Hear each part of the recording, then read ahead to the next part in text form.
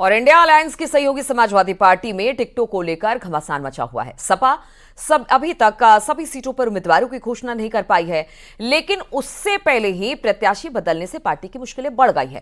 पहले बदायूं, मुरादाबाद, नोएडा के बाद अब मेरठ में सपा ने प्रत्याशी बदल दिया है।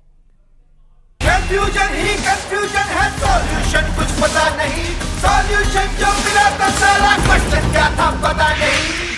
उत्तर प्रदेश में अलग थलग पड़ चुके अखिलेश यादव बार बार प्रत्याशी बदल रहे हैं। सीटों के कैलकुलेशन में पूरी तरह से उलझ चुके हैं और दूसरे चरण के नामांकन शुरू होने के बाद भी ये तय नहीं कर पा रहे आखिर मुस्लिम कार्ड खेलना है या दलित, ओबीसी चेहरे को प्रत्याशी बनाना है या फिर किसी और को। और इसी उधेड़-बुन में उन्होंने मुरादाबाद के बाद मेरठ से भी प्रत्याशी बदल दिया। मेरठ सीट पर अब अखिलेश यादव ने गुज्जर कार्ड चल दिया है। एक तो बदले जाते हैं और भारतीय जनता पार्टी अनाउंस नहीं कर पा रही। उनके जो प्रत्याशी हैं जनता दौड़ाई जा रही है, कुछ अपने वापस कर रहे हैं। सोचो गुजरात में जिन्हें टिकट दी गई टिकट वापस कर दी, मणिपुर में प्रत्याशी नहीं मिल रहे ढूंढे, नॉर्थ ईस्ट में प्रत्याशी नहीं मिल रहे ढूंढे, लद्दाख जा नहीं सकती बीजेपी। मेरठ में बीजेपी के टिकट पर चुनाव लड़ रहे अरुण गोविल के सामने समाजवादी पार्टी ने अतुल प्रधान को उतार दिया है। इसके पीछे की वजह जातीय समीकरण है। मेरठ के जातीय गणित को समझे तो यहाँ 6 लाख के करीब मुस्लिम वोटर्स हैं, वैश्य समाज के 2.5 लाख वोटर्स हैं, 1.5 लाख के करीब ब्राह्मण वोटर्स हैं और 2 लाख जाट और गुज्जर वोटर्स हैं। मेरठ में मुस्लिम समाज की आबादी प्रभावशाली है, लेकिन मुस्लिम समाज की बहुलता वाली सीटों पर भी अखिलेश यादव मुस्लिम उम्मीदवार उतारने में हिचक रहे हैं। सपा के इस हिचक के पीछे सबसे बड़ी वजह मायावती की अगुवाई वाली बहुजन समाज पार्टी की आक्रामक मुस्लिम पॉलिटिक्स को माना जा रहा है, जो बीजेपी के लिए रामबाण साबित होने वाला है।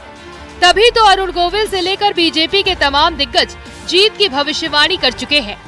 समाजवादी पार्टी 0 सीट पाने वाली है, उनको कैंडिडेट ढूंढने नहीं मिल रहे हैं, रोज वो कैंडिडेट बदल रहे हैं, वो उनके पास कोई नीति नहीं है, कोई एजेंडा नहीं है।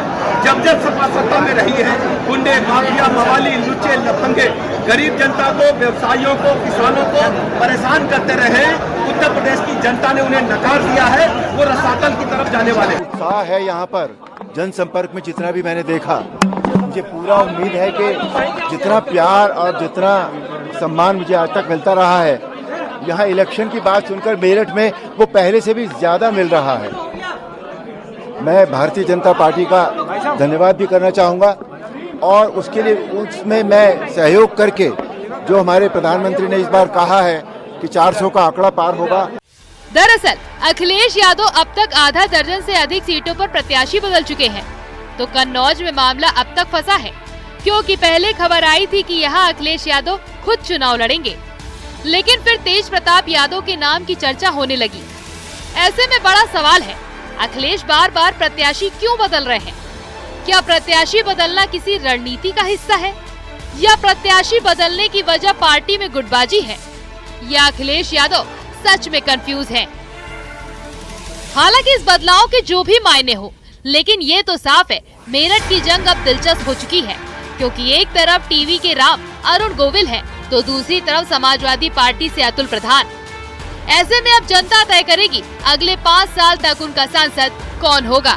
Bureau report, news 18। कंफ्यूजन ही कंफ्यूजन है, सॉल्यूशन कुछ पता नहीं, सॉल्यूशन जो मिला था सारा